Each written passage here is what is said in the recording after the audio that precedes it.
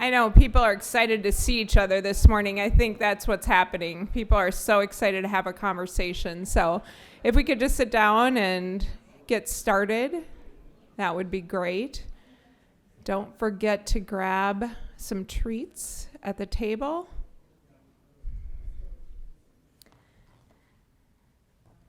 And while people do that, I'll introduce myself. My name is Julie Wishnock. I'm the Community Development Director for the city. I'm stepping in today for Mike Funk, who is the acting city manager. He sends his well wishes to everyone. He wishes he could be here, but unfortunately he is on a trip and won't be able to join us. It is my pleasure to welcome you today to the 2022 State of the City Address. And it's so amazing to see so many people with us today. We're so excited to be with you all.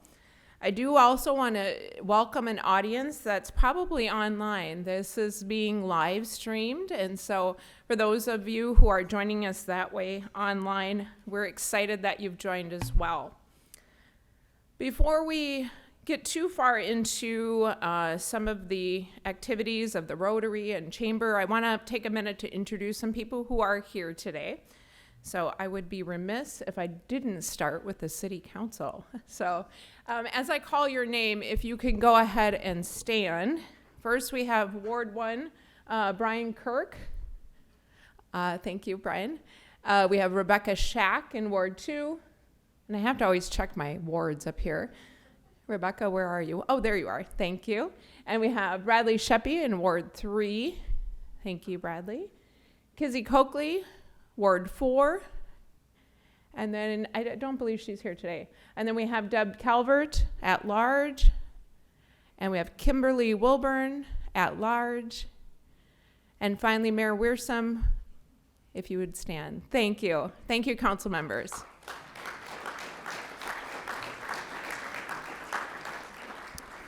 I also want to recognize the folks in the back of the room. We do have a large showing of all of our city departments. And so we'll start with Darren Nelson and his team in the finance department. Can you just give a wave, Darren and crew? Thank you. Yes, you can clap for them. And then the fire department, we have John Vance, Chief John Vance, and his fellow teammates. Thank you. We have Chief Scott Borboom and the police officers in the back of the room as well. Will Manchester and Public Works. That does include engineering and natural resources and all those people in the back. Thank you.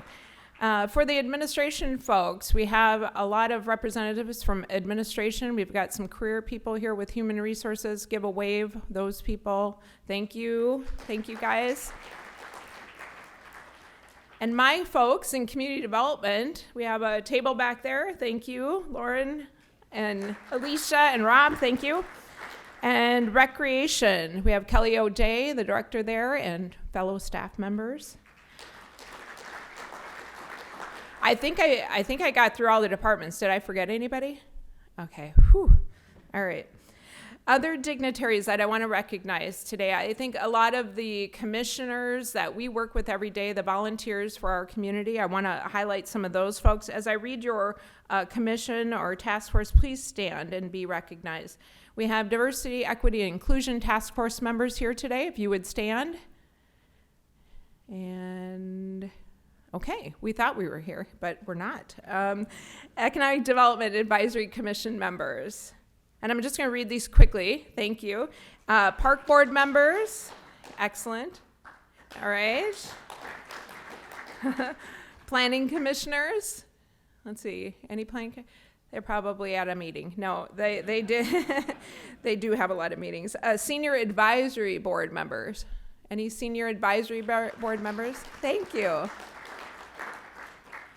I do have a note that there's Sustainability Commission members here as well. Sustainability Commission. Some of you have dual roles, so thank you, Dave, for standing on both. Finally, we have some people from the school district in attendance. I know I saw Dr. Peterson from Minnetonka Schools, as well as other school board members. If you're here, thank you.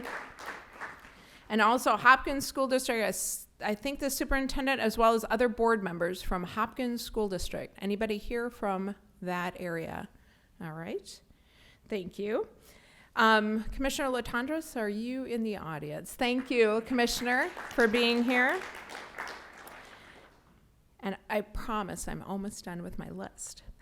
We do have the legislature in session, of course, but we are fortunate to have members of the area delegation this morning. Senator Ann Johnson Stewart, I don't believe I saw her yet. All right. Senator Steve Swedinsky, is he around? Yes? Is he here? Can you give a wave? Thank you. Thank you. Representative Lori Pryor, is she here? Okay. And Representative Kelly Morrison. And I know I saw Patty Acom. I know I saw her. Thank you. And then we had signed up Zach Rodvald, who is the district chief of staff for Congressman Dean Phillips. Is he in the audience? Thank you. Thank you for coming. And I do want to recognize two former mayors of the city of Minnetonka. Both Jan Callison and Terry Schneider are here. Let's give them a round of applause. Thank you. It's so good to see everybody in the room, both current and past. Thank you. So we're going to have the Rotary come up next. It's, whether you've been online or in person, you know that maybe the Minnetonka Rotary Club has always been a good supporter of everything in Minnetonka. And this is, I think, an official meeting of the Rotary, correct? Yeah, okay, good. This is your meeting as well. It's great to see so many members here. I just want to take a moment to introduce Minnetonka Rotary President Nate Runquist. Welcome.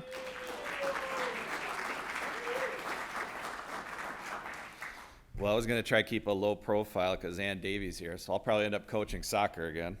That's all right. Well, good morning, and thank you for inviting us to contribute to the longstanding tradition of Minnetonka Rotary offering a welcoming speech and just an update on our club. Again, I'm Nate Runquist, the 2021-2022 club president, and it's 7:30. Well, it's 7:30. Usually on a 7:30 a.m. on a Wednesday, I offer a welcoming like this. Welcome to Minnetonka Rotary, the club for building responsible youth, and the club that's more fun than you want it to be. And we have been that club that's more fun than what you want it to be for 31 years now. And many things have changed in that time, but many things remain the same. We still follow the four-way test, the things we think, say, or do. Is it the truth? Is it fair to all concerned?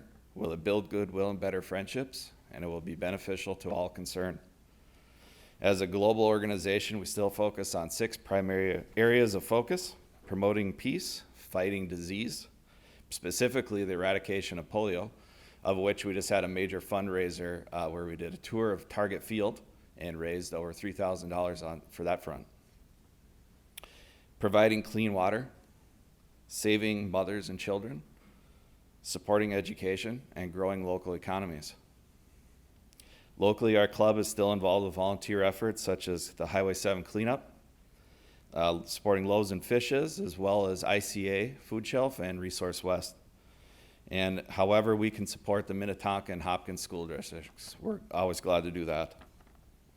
Our club still fundraises to allow our foundation to financially support an extensive list of grant recipients. The few that I'd like to highlight today are we sponsor post-secondary scholarships for students from both Minnetonka and Hopkins high schools, as well as we support the Adult Options GED program. This spring, through our Rotary District 5950 and neighboring clubs' matching donations, we sponsored the purchase of a delivery van for the ICA food shelf. And we used that to bring food directly to the neighbors in need.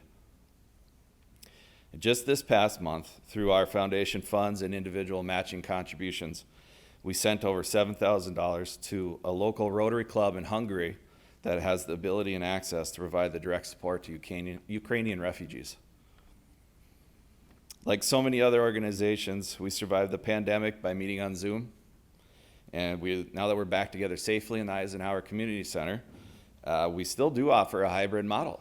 So those are members who aren't able to join us on any given day can join us via Zoom. And we hope that appeals to new members as well.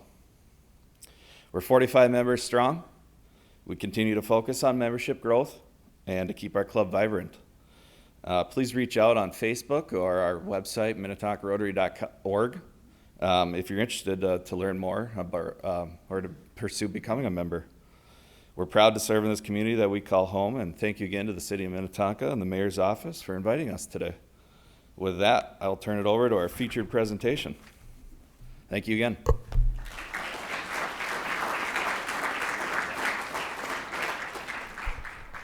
Excellent. Rotary is such a great group. The next person we want to invite up is from the Minneapolis Regional Chamber of Commerce. Jonathan Weinhagen has served on various local boards, and I believe you've also been on your local school board, if that's correct. And again, please welcome the President and CEO of the Chamber of Commerce, Jonathan. Thank you. Well, good morning, and thank you to the Rotary for the incredible work that you do. Julie, next year I'd like to go before the Rotary. We'll re-coordinate. I am Jonathan Weinhagen, the President and CEO of the Regional Chamber. Grateful for the invitation, so thank you, Mayor, Council, and staff for allowing me a few minutes to share some thoughts this morning. The Mayor did tell me I could go without a tie, but I should probably keep the yoga pants that I've been wearing with the sport coat on Zoom for the last 2 years at home. So appreciate seeing all of you in person. Great to be back together. Great to be early on the agenda because I get to use the word unprecedented. So pull out your pandemic bingo card, mark it off. It has been an unprecedented couple of years. And I don't want to dwell on that because we have so much to look forward to, and I think you're going to hear a lot of that, particularly as it relates to this city this morning from your leadership. We have the opportunity to write a new future in a post-pandemic world. The times are changing, and we know that. We've been saying that the future is flexible with regards to work. Every single day we're hearing from additional employers who are making their decisions with regards to what that looks like. Some are doubling down and saying we're coming back. Some are saying we're going to go hybrid. Some are saying we're going to stay home forever. I'm a believer that the regions and cities that embrace this change, instead of resisting it, are going to be the ones that win. They're going to be the ones that evolve and change into the future. And as I stand before you, as I think about the city of Minnetonka and the work that you've done over the course of decades, I think you're really well positioned for this. I mean, think about the future of Ridgedale, an aging facility and an opportunity to reinvent, to move from hospitality and shopping into living and lifestyle and a community asset. You're already doing this, and this happened before the pandemic. We need to think differently. I know that affordable housing is a key concern all across the region, certainly something that we're thinking about right here in Minnetonka. The mayor and I have had many conversations about what does affordable housing look like. It may look different in Minnetonka than it does in Minneapolis or Bloomington or Brooklyn Center or Brooklyn Park. And tackling those issues together to think about how we serve our needs into the future. I'm excited and bullish about the future of the business community here in this city and across the region. We know there's a level of resiliency. We know that 41% of our employers plan to grow. They plan to hire more. We know that we've got incredible workforce challenges, and we're partnering with the city and the county and regional partners and the state to think about how do we attract and retain and upskill the next generation of talent. The Chamber's Foundation has invested in our Elevate Futures platform, where we partner with our school districts and with our community partners to help bring students and youth and educators and employers together to think about that future. So we are really well positioned to leave this pandemic, to head into an economic recovery. And as much as I said that I don't like to linger on the past, I will take a look back because I think history is one of the greatest predictors of the future and something where we learn from. And what we learned in 2008 was that we have every asset here in the Minneapolis-St. Paul region to outpace our peers, because in 2008, we recovered from the recession faster and better than our peer set. We have the opportunity to do that today. We have the opportunity to partner to do that, and we see some early glimmers of hope, including business upstarts and small business employment growth that is besting every other city in the nation. So I'm grateful for the partnership with the city of Minnetonka, for the partnership with all of you, and the opportunity to provide a few words this morning. And I will turn it back over to Julie, who's going to turn us over to the big show.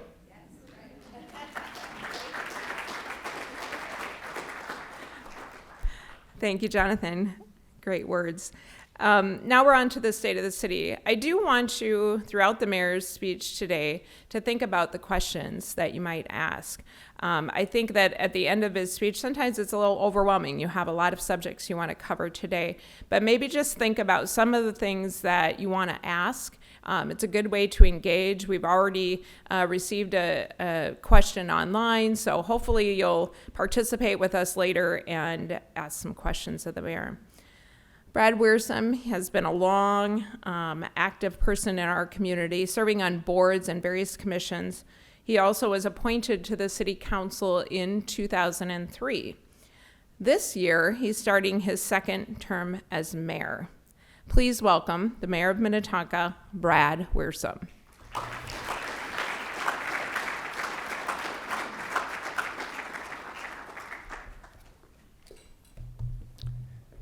Thank you, everyone, and welcome.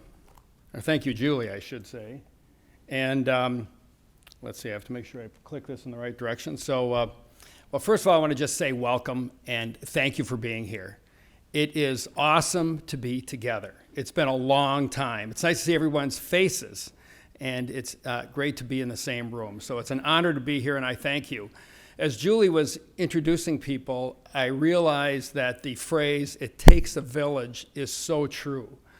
We are a community, and we are made up. I want to thank the Rotary Club. I want to thank our school districts. I want to thank ICA. There are just so many groups in our area, in our community, that make this city work, and the city is just part of it. But it's great that you are all here, and I very much appreciate you being here today. This picture shows a document that is on your table, and it is the Minnetonka Strategic Profile, and it's really a summary of Minnetonka's strategic plan. And page 1 shows the city's vision, mission, and guiding principles, and page 2 contains the strategic priorities and the strategies that will be used to achieve them. So before I get into my speech, I want to take you on a little tour of our city, showing you some of the things that are going on and highlighting the elements of our strategic profile and our strategic priorities in the city. So with that, we've got a little video tour of the city.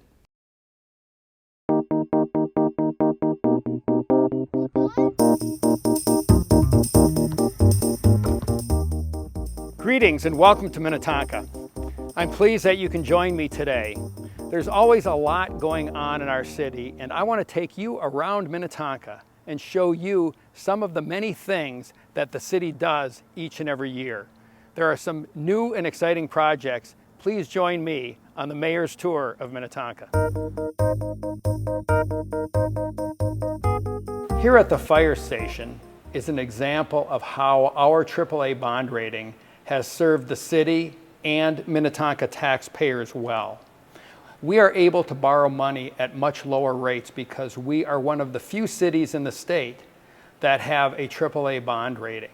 And it's another example of how we can make investments that our city needs at lower cost in a way that saves our residents tax money. So we have now fully moved into our new public safety facility, which incorporates our central fire station and a renovated police station. This new home will help us serve the changing needs of residents and businesses, from response times to more efficient use of resources. We can also better protect technology like dashboard and body-worn cameras.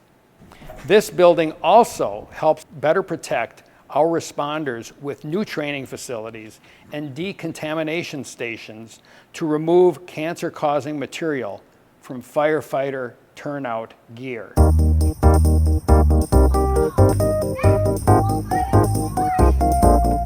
Spring is finally here, I think. And as we all know, spring is a time when we want to get outside and enjoy the beauty of our city. When you do that, you'll see a lot of restoration work being done in our parks and our nature areas. One in particular, the Cullen Nature Preserve, is going through a significant change. And this is part of our city's investment in our parks and natural areas. The city is committed to sustainability, and there are a lot of things that we are doing to demonstrate a commitment. One is, as we all know, is that we are committed to solar energy, and the energy that the city buys is solar-based. That's a big deal, and we're unique in that. Another item is that we're installing electric vehicle charging stations, and we are starting to convert some of our fleet to electric vehicles, all part of our commitment to sustainability. Ridgedale has long been a top destination for our region.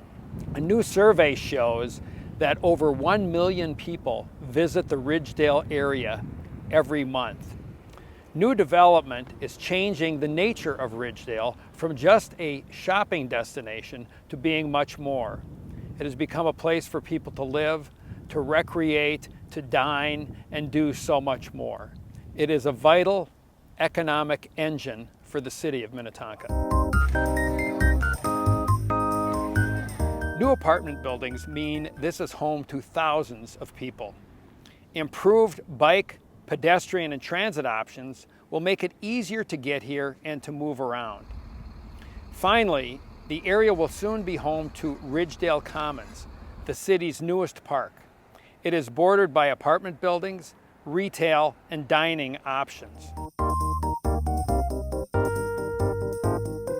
From Ridgedale to Opus to Glen Lake, there is a lot of work going on in our community. Our goal is to create a livable, well-planned city and community. A top priority is developing more affordable housing. We also want to find ways to move people around more effectively and more efficiently, from trails to transit.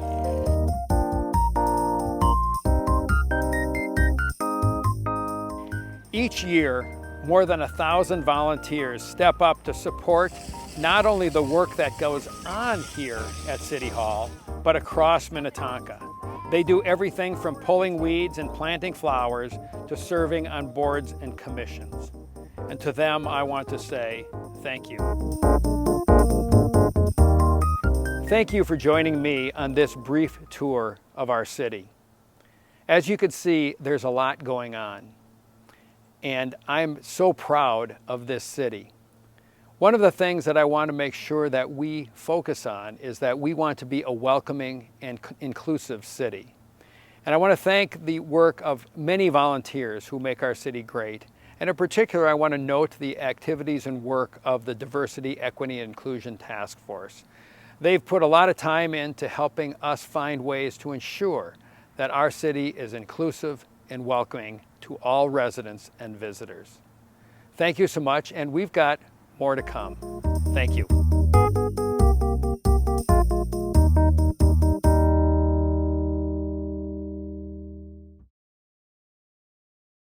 The smart thing probably would be to say, well, are there any questions now? But I'm not going to let you off the hook quite that easily.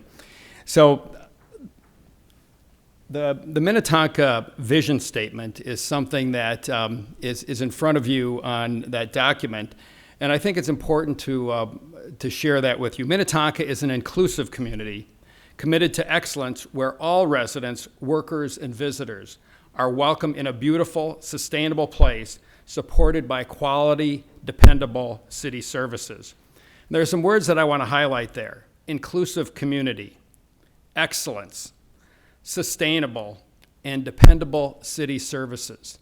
Those are the foundation of what we try to do as a city to serve our residents. The guiding principles of our city, we have 6, and again, they're on page 2 of the document in front of you.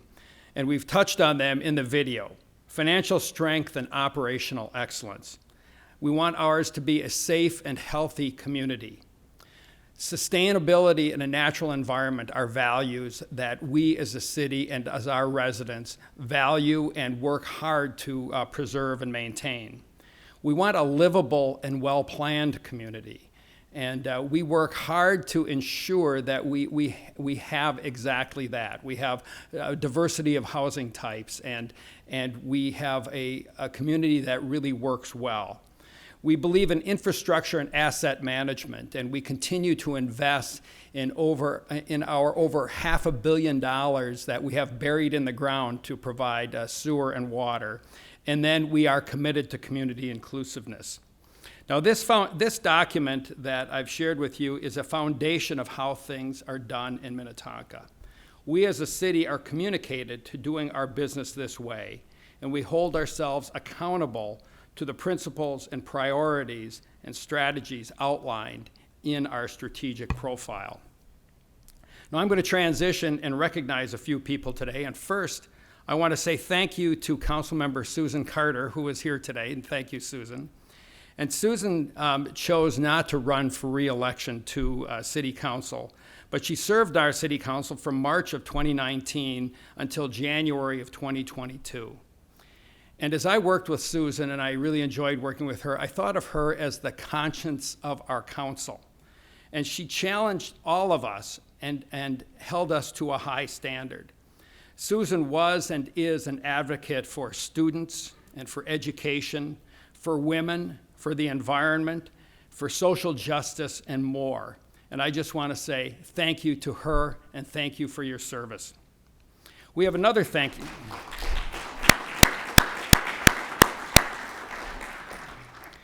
And we have another thank you that I wanted to share as well, and that is to City Manager Geralyn Baroni, who retired last September.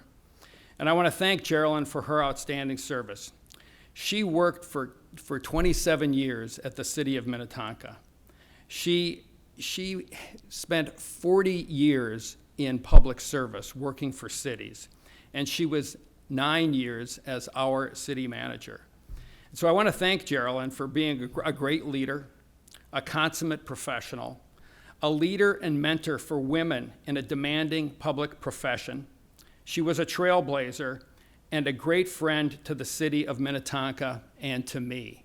And so I want to thank Geralyn and recognize her. Now, I asked her to be here today, but Geralyn, for those of you who know her, she is ever proper, and she didn't feel quite right coming back to the city while Mike was out of town, and she does not want to undermine the acting city manager, so she chose not to come. But I know she's watching online, so please join me in thanking Geralyn.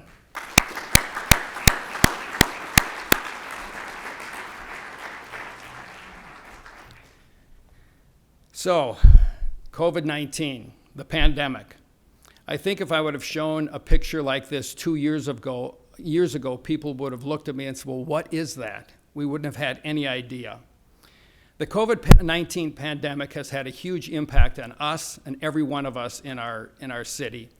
And it's not over, unfortunately, but it has changed. And I think that COVID-19 and the pandemic is transitioning from a pandemic where few people had immunity to an endemic disease among a population where there is a high level of immunity. But it's something that we're going to have to deal with and live with. But it is a serious disease. It still kills people. But now it's a disease like so many others that we're going to have to live with, and we have to get back to normal. The toll on our city has been enormous.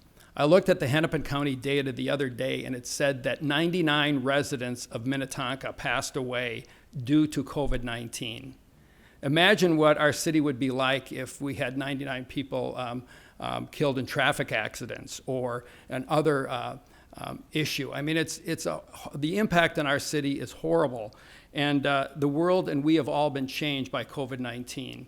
And I just want to say thank you to all of you and to our city staff who had to weather through the challenges that COVID-19 represented and still provide city services to our residents.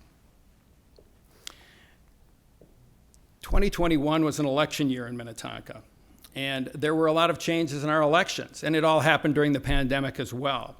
Ranked choice voting was implemented. 3 seats were contested on the city council level. We had a record voter turnout in an off-year election. We had, I believe it was 28.9% voter turnout for an off-year municipal election. That's a record. Kimberly Wilburn was elected to the at-large seat B, and welcome, Kimberly. And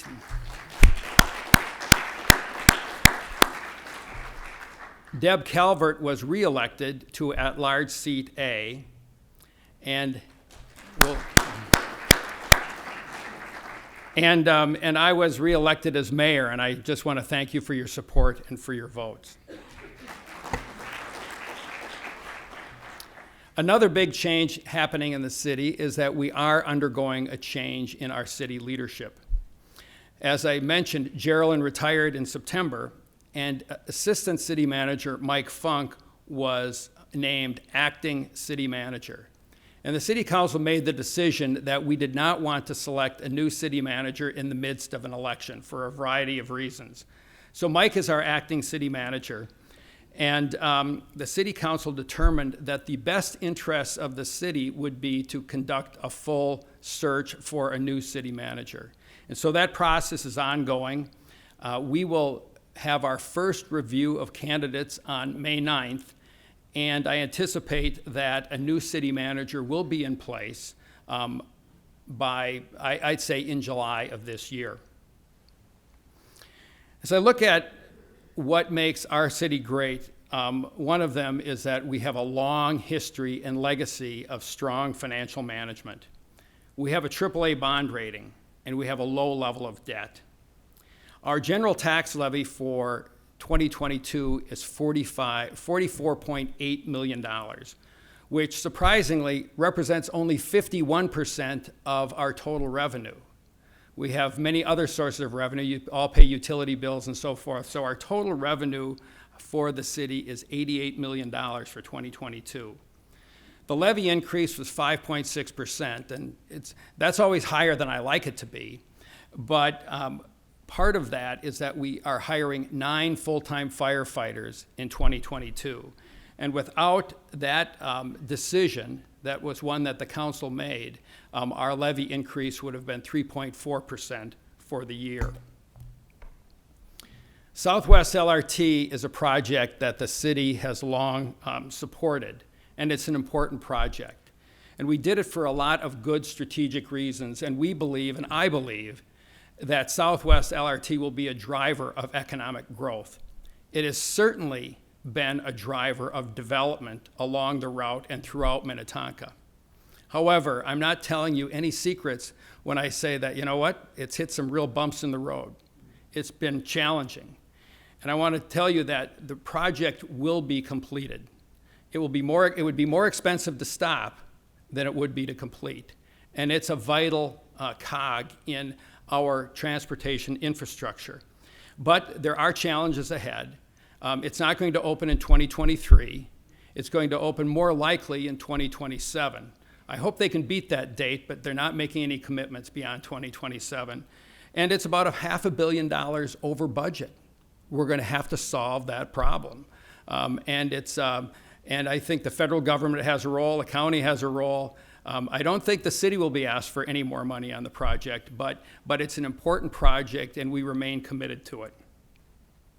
Excuse me, I'm going to grab my cup of water.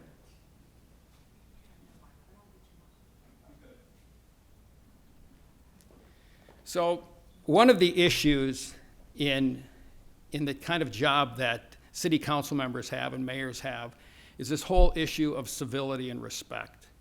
And it's a challenging one, If you saw the news today, you saw that the council members in Minneapolis received threatening letters from an unknown writer.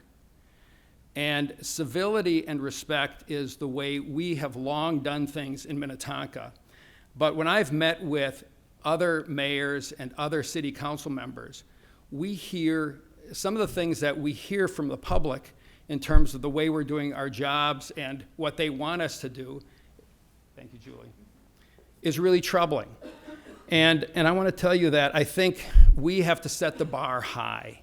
It's important for me as a mayor, and it's important for our council that we work together respectfully. We do not have to agree. We don't agree on everything, but working together to do your work is so critical. And I think it's important, there's a group called Braver Angels that made a presentation that I had an opportunity to listen to. And it works hard to bring people who are red people and blue people together to recognize that we are working for the benefit of our residents together and really working to bridge the gap. And I just want to challenge everybody. I mean, you know, there have been many, many times where I've been emotional about an issue. I care about it. I have a strong opinion. But you know what? It's never reason to not be respectful and to not listen to an opposing view, because we can all learn from each other. People often ask me, so well, how are you going to vote on that issue before the city council? And usually my answer is, I don't know. And I'd be asked, well, why don't you know? I said, well, because if I told you how I was going to vote, and then a resident came forward and told me something that fundamentally changed my view, I have a choice. I can either be a liar to you, or I can disenfranchise that person before they ever spoke. It's really important for me to keep my powder dry and to listen to everybody, because everyone has something to say and they deserve to be heard. So I think it's really important that we treat one another with respect. It's important for council members to treat our residents with respect, and I certainly ask that our residents and our constituents treat us in the same way. It's so important in this day and age. So one of the things we do to foster that atmosphere of respect in Minnetonka is that our roles are nonpartisan. All of your elected officials, we may have partisan perspectives, but we run as nonpartisan leaders. We believe in strong civic engagement, and we take local action on national issues that affect our residents. For example, national and state issues. And we believe in regional leadership. And Minnetonka has a long history of being involved in our state and in our region, and that will continue. And I think it puts Minnetonka in a good position. We are highly respected by state officials. Development and change. It's always part of what city councils do. And I'm not going to dwell on any specific projects, but there's a lot going on. And the particular areas that are getting attention are Opus, in large part driven by the Green Line extension, Ridgedale, as we talked about earlier, about the transition of the Ridgedale area. But there's new development in Glen Lake, along Shady Oak Road, and along Carlson Parkway. And people and developers are investing in Minnetonka because it is a great place to build and to do business. And we need all sorts of housing. One of our goals is to diversify our housing stock. There are a lot of people who want to live in Minnetonka, and they're not giving us any more land. So it comes to the only logical way is density will increase. And we have to do that carefully and intentionally, because one of the things our residents love about Minnetonka is we've got these wonderful neighborhoods for people to live in. But we also have to be creative and find ways to add more senior housing and more single-level living and more affordable housing. And we've done some things where we've expanded our use or the access to ADUs, accessory dwelling units. And we also have new apartments and co-ops going up in our city. People want to live in our city. Developers want to develop here because they know that they can do so successfully and profitably. And that is a strong indication of the resilience of our city. The video covered this pretty well, but I'm very proud of our new firehouse and public safety facility. And we have a new fire station, number one, and it is state of the art.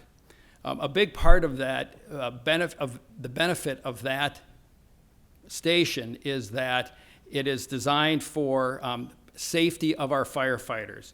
We have a lot of training space, and we also have decontamination capability to make sure that the cancer-causing agents that firefighters run into can be cleaned off their equipment and off their turnout gear.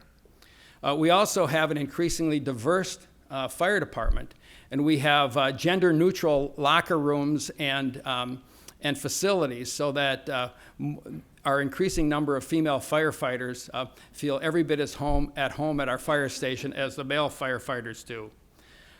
One of the big challenges we face is firefighter recruiting, and we as a city are not alone.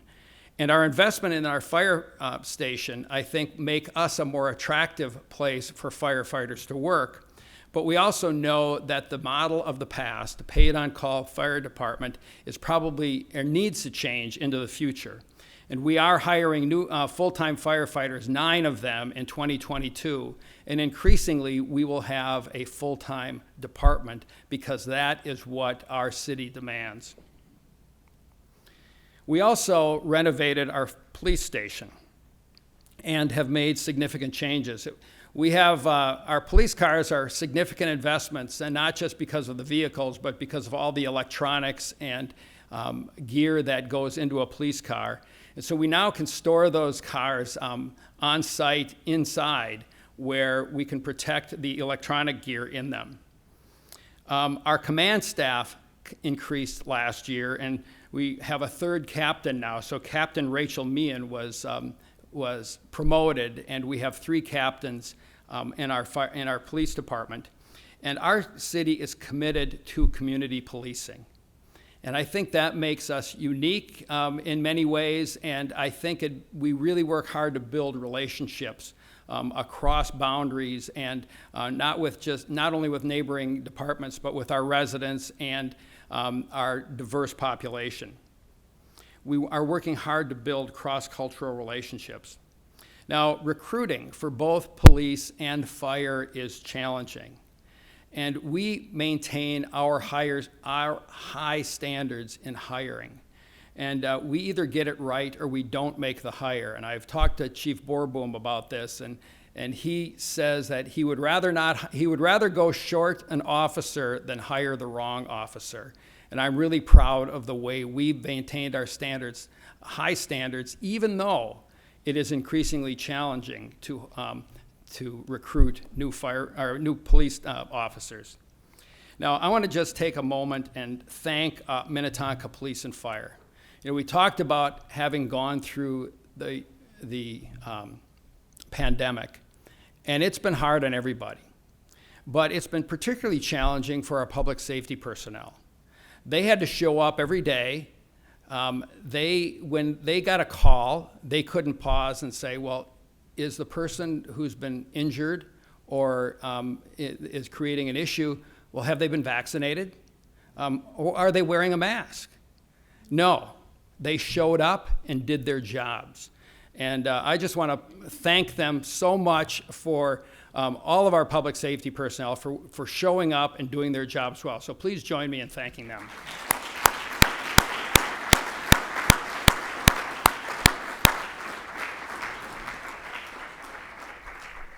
Public safety has always been a challenging professional, and the stresses for those roles have multiplied. Mental health is a big deal for public safety personnel in 2 ways. One, they run into more and more mental health challenges when they go on calls, because the pandemic and so many things are causing more and more mental health challenges. But then they also face significant stresses in their jobs. And some of the things that our public safety personnel see in the day-to-day aspects of their job are truly challenging and horrifying. And so there are mental health challenges. And one of the things that we've instituted, I can't take credit for it, but I know our police department is doing this called the checkup from the neck up. And our officers and our firefighters go through a mental health check every year. And it's kind of hard, sometimes when you're dealing with police and fire personnel, they don't like to do that sort of thing, but we're having them do it because it's so important and it is valuable. But another occupational hazard that you've heard about in the news is PTSD. And it is a big challenge for our firefighters and our police officers for all of the reasons that we've identified. There's a cumulative effect in these challenging circumstances. And PTSD, there's bad news and good news about PTSD. It's a big problem, and it's an expensive problem. But it is also preventable, and it is treatable. And there's a lot of work being done to help our public safety personnel deal with PTSD, and so that they get the treatment and we take the action to prevent PTSD, because by working proactively, it can be a much smaller problem than it otherwise would be. A few other things I want to touch on are parks and trails. Minnetonka is a beautiful place. We have a natural environment that is outstanding. We are heavily wooded. We have the highest percentage of tree coverage of any suburb in the metro. We have a 59% tree canopy. We have 28 square miles as a city and 50 parks plus natural areas. We've got over 400 acres of maintained parkland. We've got over 1,000 acres of public open space. And we've got over 33 miles of trails. We are unique as a city in that we have a natural resources staff, full-time natural resources staff of 9 personnel. We have a great park board. We have hundreds of volunteers who help us, and I want to in particular recognize the Friends of Minnetonka Parks for their good work in our parks and collaborating with the city to make our parks everything they can be. The video, I mentioned the Cullen Nature Preserve, and that's going through a lot of change. And if you're familiar with that, you might be somewhat alarmed. There's a lot of trees being cut down and a lot of change taking place.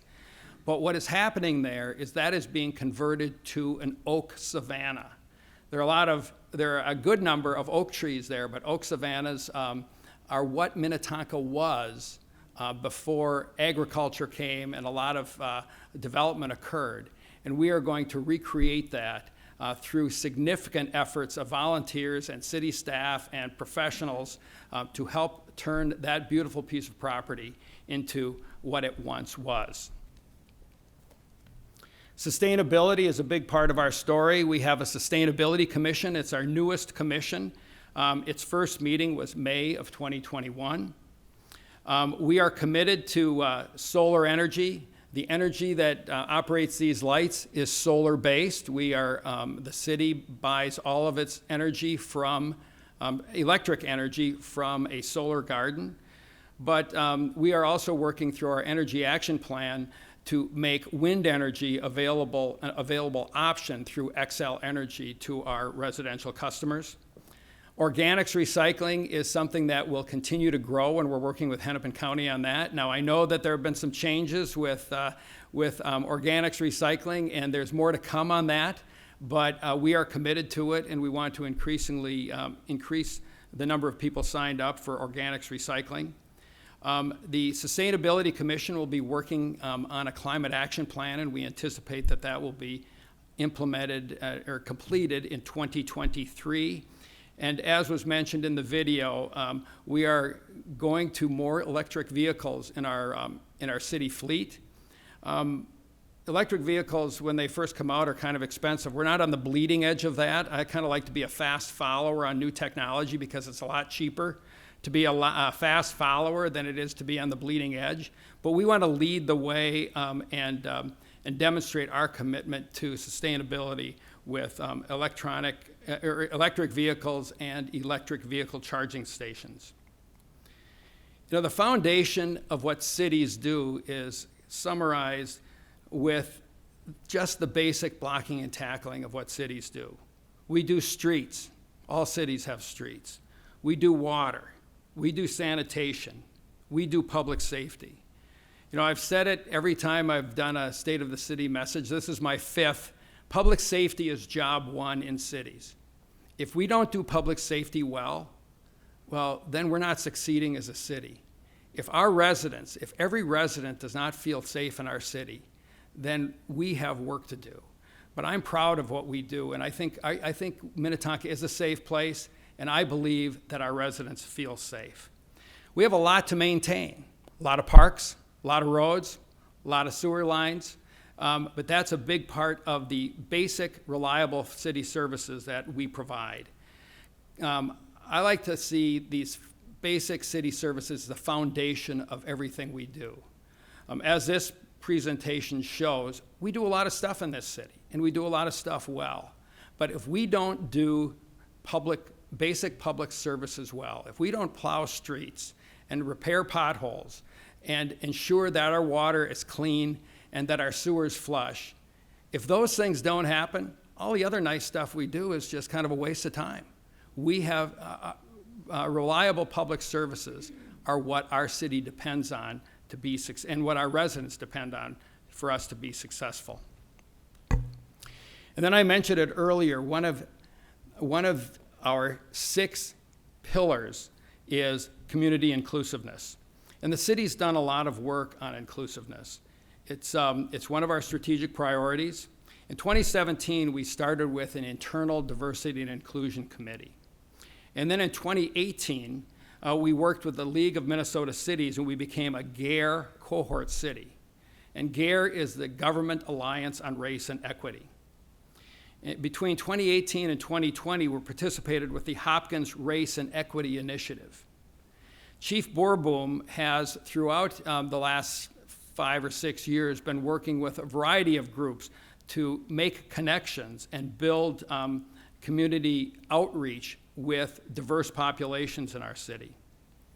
In 2020, the council did a review of our DE&I efforts, and we established a DE&I task force that operated between last year to up till about now. And then we are working to transition that work. And one of the things we learned with the DE&I task force is DE&I work is hard. It requires people to become uncomfortable. And we also find that not everybody thinks that this is work that the city should do. But it's really important to me, and I think and I know to our city staff and to our council, that we be a welcoming and inclusive city, and that we spend time and effort working on diversity, equity, and inclusion efforts in our city. Because we want everybody, not just the 85% of the people who on our community survey say Minnetonka is a great place to live. We also care about what the 15% people who say that we're a fair or poor place to live. How can we make it better and be more welcoming and more inclusive to them? Because everyone's opinion matters, and we want everyone to be heard. So we are committed to being inclusive and welcoming to all. So as I look at what is the state of our city, I want to conclude with a couple of thoughts. We are committed to excellence, but it's not without its challenges. But I would say that the state of our city is good. And we want to lead on vital issues like diversity and inclusivity, like climate change, like fiscal responsibility. We want to be leaders. Now, I wanted to close with something that just struck me, that I was in Washington, D.C. recently, and my wife and I took a walk to the Martin Luther King Memorial. And there, etched in granite, was something that I wrote down, and I wanted to share with you because I think it captures what we need at these times, at these challenging times where we have big issues, we have a lot of polarization, and it's just a challenging time. And Martin Luther King said, "Darkness cannot drive out darkness. Only light can do that. Hate cannot drive out hate. Only love can do that." Now, please think about that. If we can do a better job of loving one another, we will be more inclusive. We will be more welcoming. we will be more kind. We will be more generous. And I think if we do all those things, excellence will be in our grasp. Thank you.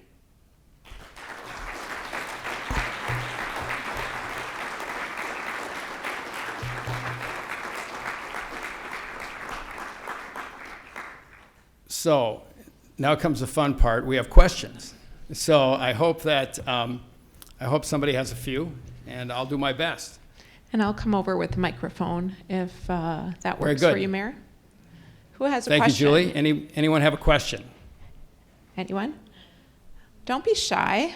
Let's have some questions. Do you want to read the question that you got online, and Well, I that'll do, warm but- people but, up? I'm going to need help with that question because I don't think I brought it. I didn't either. Okay, well, How about you, the Andrew? question, Do you have it? I recall the question. So, someone, a resident called or sent a question in and asked, why does help me if I get this wrong, why does the city not sweep its streets in both the spring and the fall, and why do we do it only in the spring? And had I not gotten help with that, my answer would have been, I don't know. But I would say something like, well, doing it twice costs more, and that is indeed true. However, we did a study of that, and we had a grant, I believe, through the University of Minnesota, and we did that in a portion of the city, and then we followed up and watched, evaluated water quality to see if it had a meaningful impact on water quality. And after a 3-year study, it turned out that it did not have a meaningful impact on water quality. And therefore, we found that spring is the best way to do it. It's the most efficient. And the benefit from the incremental street sweeping was relatively small. So that's what we learned. Good answer, Mayor. That's good. All right, it was okay? Thank you. All right. Question All right. over here. Don't be shy. Question. All right. Here we go. John? Thank you. I've never been guilty of shyness. Mr. Mayor, I agree with the fact that Minnetonka is a desirable place to live. More people want to be here, and that high-density housing is necessary. It's inevitable. My question is there an architectural oversight component in the planning and approval of these buildings? Because in my opinion, the slides that you showed indicate that we have high-density housing. That's good. I think it's atrocious. And I wonder, I think a group of Cub Scouts with Legos could do better than the kind of buildings that are going up at this time. So is there architectural oversight is my question. Thank you. Well, That's a hard question, Mayor. It is a hard question, but I know Mr. Drewitz, and I kind of anticipated this question. So, we, as I tell people, we do not legislate taste, and we can all drive around and see things like in neighborhoods and in commercial buildings that we like and we dislike, and I think you perhaps dislike more than some of us. But anyway, but when we evaluate buildings as a city council, we do weigh in on our opinions of how they should and shouldn't look. But we do not have, per se, architectural standards. And Julie really is a better person to answer this question than I. But we Thanks. but we do not have specific architectural standards for buildings. But certainly the council has weighed in and said, that doesn't look right for that location. The council is not, we are not architects, although we do have an architect, a trained architect on the council. And our former mayor is an architect, and he did more critical analysis of buildings than perhaps I do. But we do not have specific architectural standards. Except in 394. So just Okay, to add yes, to that's that. right. We do have a district, 394. We have some specific things in terms of types of materials to be used and so forth. But we do not have a design book, if you will. Okay. 2 more questions. Anyone? Oh, we got one here from Steve. Thanks, Julie. Ever since my I'm Steve Adams from the Hopkins School Board, but ever since my sanitation carriers stopped accepting organics the 1st of April, they've been backing up in my garage, and I'm wondering what I should do with these. What are the plans for the future? You know, If you can repeat the question, Mayor, so the people yes, online. I will do that. So Mr. Adams is asking, given the changes in organics recycling, he's got organics piling up in his garage, and he'd like to know what to do with them. And I would love to have a great answer for you, but I don't. But I will promise you that staff will reach out and get to you. And just so people know, Randy Sanitation was acquired by Republic Sanitation. They did not inform the city of that in advance, so the city found out about it when all of our residents did through a very friendly letter. And there have been quite a few policy changes between Randy's and Republic's that I think are causing residents some angst. So there is some work to be done there and some communication work to be done there, because I don't think we have all the answers that we'd really like to have. And if somebody wants to change that or correct me, Julie, go ahead. No, the only thing I was going to add is you can drop it off at Public Works, I believe. Do I have that right? Well, thank you. I'm getting a thumbs up. So get that out of your garage, head down to Public Works. Okay. All right. One more question, and then we'll let you go. Anyone? Mayor, close us out. All right. Well, thank you all for being here. It's great to see all of you face to face. I encourage you to contact me, contact council members if you have issues or concerns. And it's just an honor to serve this city, and I really enjoy it. I really enjoy meeting people and meeting all of you. This is a people business, and so please don't be strangers, and thank you so much for being here today. Have a great day.